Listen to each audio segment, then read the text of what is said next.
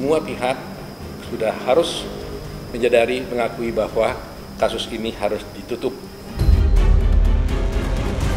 Saya berbahagia hari ini, itu ada pernyataan dari Prof. Edi, wamen kita, mengatakan dia confirm no autopsy, no case. Menurut pendapat saya itu perlu kajian lagi secara ilmiah, apakah dia membunuh atau tidak. Kalau tidak yakin dia membunuh, ya dibebaskan.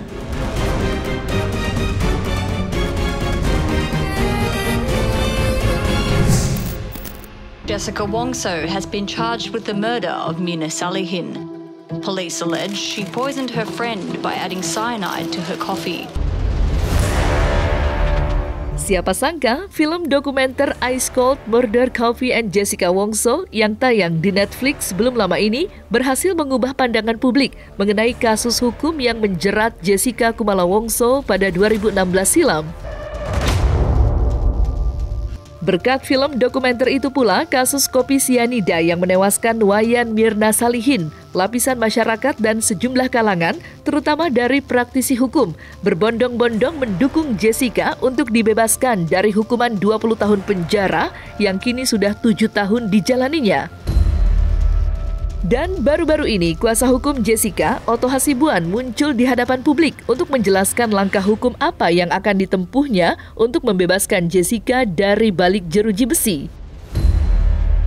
Dalam penuturannya, Otto mengaku senang melihat banyaknya dorongan dari masyarakat luas yang menginginkan keadilan ditegakkan untuk Jessica. Memang tidak bisa dipungkiri, tidak sedikit yang menyuarakan keadilan untuk Jessica. Pengacara kondang sekelas Hotman Paris bahkan turun gunung dan ikut bersuara. Dan yang tak kalah mengejutkannya, beredar kabar jika 1.000 lawyer dari Surabaya menyatakan keinginannya untuk menjadi bagian dari tim kuasa hukum Jessica. Tidak hanya dari Surabaya, ribuan pengacara dari berbagai daerah yang jika diakumulasi mencapai 60.000 mendesak Otto Hasibuan untuk disertakan menjadi kuasa hukum Jessica Wongso. Jadi jangan berbuat jahat kayak gitu. Pasti tertangkap, pasti terungkap suatu hari. Seluruh rakyat Indonesia yang mau bantu, saya terima kasih. Ya, mohon dukungan, mohon doanya. Ya, kalau nanti ada yang mau pengen bergabung, ya kita welcome. Karena ini bukan perkara saya lagi kan, ini udah perkara rakyat Indonesia nih. Jadi siapapun yang mau ikut bergabung, welcome. Sangat terima kasih kita. Tuhan gerakkan rakyat Indonesia mendukung, baik yang lawyer, mungkin yang tidak lawyer bikin dalam doa. Saya lihat juga melalui TikTok pendapatnya yang bagus-bagus. Terus terang aja saya sebagai pribadi, saya sebagai atas nama keluarga Jessica, mengucapkan terima kasih atas dukungan semua masyarakat dan teman-teman lawyers yang ingin bergabung dengan kasus ini. Saya dengar kemarin itu dari Surabaya ada 1.000 orang katanya sudah menawarkan saya mau bukan hanya mendukung, mau jadi kuasa hukum. 1.000 orang baru Surabaya, terus ada lagi kemarin juga dari Jakarta Barat. Itu kalau nggak salah juga 800 orang. Jadi kalau ini kumpul semua orang itu hampir bisa udah 60.000. Saya bilang gimana nanti di LP kalau semua, karena apa? Kalau dia punya surat kuasa, dia bisa datang mengunjungi Jessica. Wah ini rame nih. Nah ini, jadi sekarang ini mereka bilang, enggak bang, kami minta jadi kuasa hukumnya katanya. Wah saya bilang, saya terima kasih. Saya ini bukan kasus pribadi saya. Kalau banyak sekali orang, mari datang. Dia berbahaya tapi kebanyakan orang tidak apa-apa kena cyanida. Karena di badan kita ada mekanisme untuk menghilangkan cyanida. Ada mekanisme di hati untuk ngilangin cyanida gitu. Tapi kalau jumlah yang masuk banyak, ya itu baru bikin mati. 0,2 nggak bikin mati. Kamu makan biji apel aja 0,6 tuh. Dari segi ilmiah, tidak ada hal yang bisa menjerat Jessica.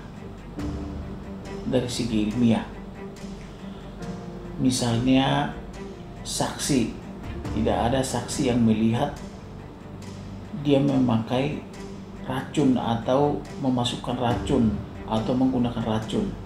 menurut pendapat saya itu perlu kajian lagi secara ilmiah, apakah dia membunuh atau tidak. Kalau tidak yakin dia membunuh, ya dibebaskan. Kenapa Hotman selalu posting masalah Jessica? Tujuan utama bukan membantu Jessica, tapi selama saya praktek pengacara, terutama akhir-akhir ini, saya melihat yang banyak terdakwa korban karena tidak diterapkan minimum 2 alat bukti pasal 183. Itu kebanyakan yang menjadi korban masuk penjara divonis bersalah dari kalangan menengah ke bawah. Sudah waktunya Bapak Presiden dan Bapak Menteri terkait untuk segera bertindak. Kalau bukan sekarang, kapan lagi? Ini kan suara rakyatmu yang sudah jadi perdebatan secara nasional. Banyaknya dukungan yang terus mengalir untuk Jessica membuat Otto Hasibuan, sang kuasa hukum, mengaku optimis jika upaya hukum ekstra, yakni peninjauan kembali yang akan diajukan ke Mahkamah Agung, akan berjalan mulus. Lantas, seperti apa persiapan Otto dan tim kuasa hukumnya dalam mempersiapkan barang bukti baru yang akan diajukan ke Mahkamah Agung? Benarkah salah satu modal awal Otto yakni pernyataan dari Profesor Edi yang sempat menyinggung jasad Mirna tidak diotopsi? Jika benar hal itu yang dimaksud, mungkinkah upaya hukum yang ditempuh Otto dan timnya kali ini dapat membebaskan Jessica? Memang kita akan melakukan upaya hukum ya, dan PK dan sebagainya lah upaya hukumnya kan. Tapi yang paling saya berbahagia hari ini itu ada pernyataan dari Prof. Edi, wamen kita, mengatakan dia confirm no autopsy, no case. Ini. Jadi kalau memang tidak ada otopsi, menurut dia juga ternyata tidak bisa ada kasus. Nah, itu yang membuat saya bahagia. Jadi sudah confirm dulu satu hal ini. Persoalan entah apakah dilakukan otopsi atau tidak, tentunya kami meyakini bahwa tidak ada otopsi. Kenapa tidak ada otopsi? Berdasarkan keterangan dari saksi yang melakukan visum et repertum, yaitu Dr. Slamet. Saya berterima kasih sama beliau karena menyatakan yang sebenarnya, dan confirm berarti no autopsy, no case, no crime. Dan karena itu berarti semua pihak sudah harus menyadari, mengakui bahwa kasus ini harus ditutup seharusnya. Persoalannya sekarang adalah karena sudah terlanjur jadi hukum, bagaimana caranya membukanya? Nah, caranya membukanya ini harus menggunakan hukum progresif tentunya. Mudah-mudahan hari ini juga Mahkamah kita bisa mencari jalan keluar. Kami juga sebagai lawyer pasti mencari jalan keluarnya. Kalau sungguh-sungguh mereka meyakini, mengetahui bahwa Jessica tidak bersalah, tidak mungkin dong dibiarkan begitu. Hanya demi supaya hukumnya pasti, nggak boleh lagi dibuka, nggak boleh begitu. Harus hukumnya progresif, harus mencari kebenaran dan keadilan. Jadi itulah update kita hari ini.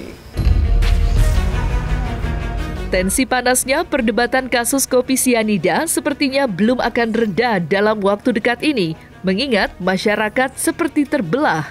Ada yang pro dengan keputusan hakim yang sudah memberikan hukuman 20 tahun penjara terhadap Jessica, namun tidak sedikit pula yang kontra, yang memandang keputusan yang diterima Jessica jauh dari rasa keadilan.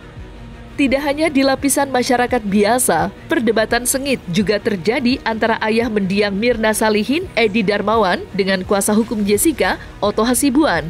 Keduanya kerap saling sindir satu sama lain dalam berbagai kesempatan.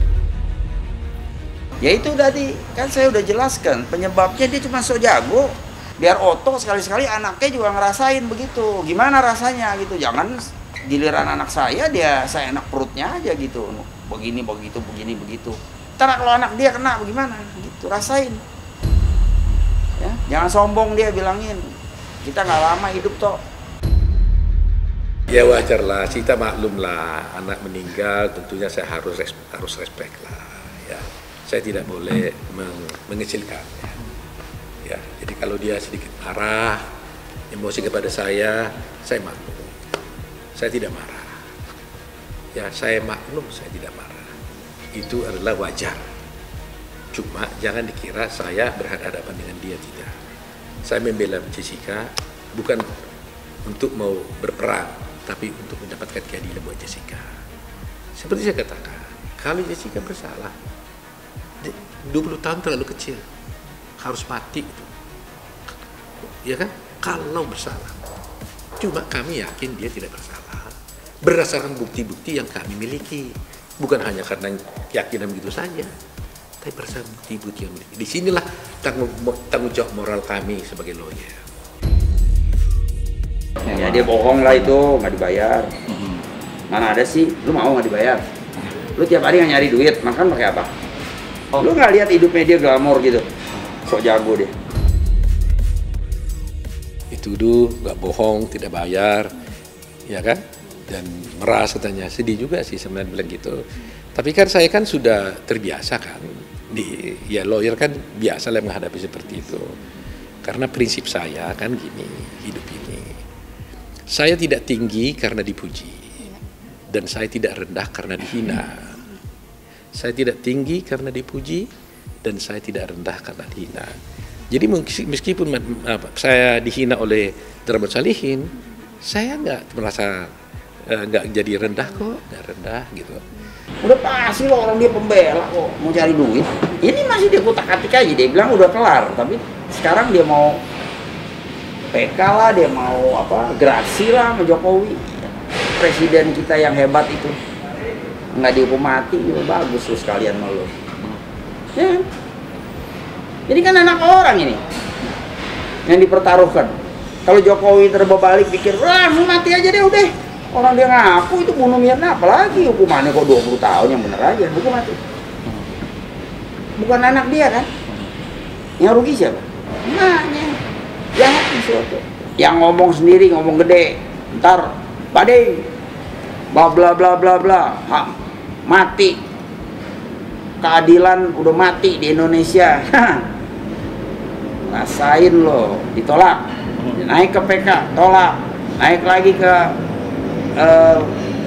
itu Mahkamah Agung. Artijo Alkostar langsung di-kill dia. Itu killer itu. Bok. Untung nggak dihukum tambahan itu. Tapi memang saya nggak mau. Kan ada bukti, saya nggak keluarin semua, ya. Karena saya mau dia dihukum aja, biarin dia rasain dibui kayak apa. Jadi udahlah, foto lewatin aja, pas this case gitu. Jadi saya juga nggak nafsu jadinya. Saya juga pas, sudah kita sama-sama. Lu hanya mau cari duit melalui klien lu cawe-cawe. Gua nih indang anak mati, enak aja lo. Lu ngomong seenaknya begitu nggak bisa. Mau juga gua yang nafsu, bukan dia dong.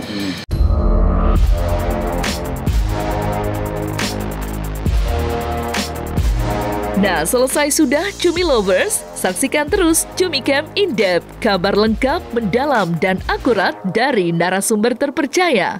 Dan jangan lupa untuk like, subscribe, dan juga share channel YouTube Cumi Cumi.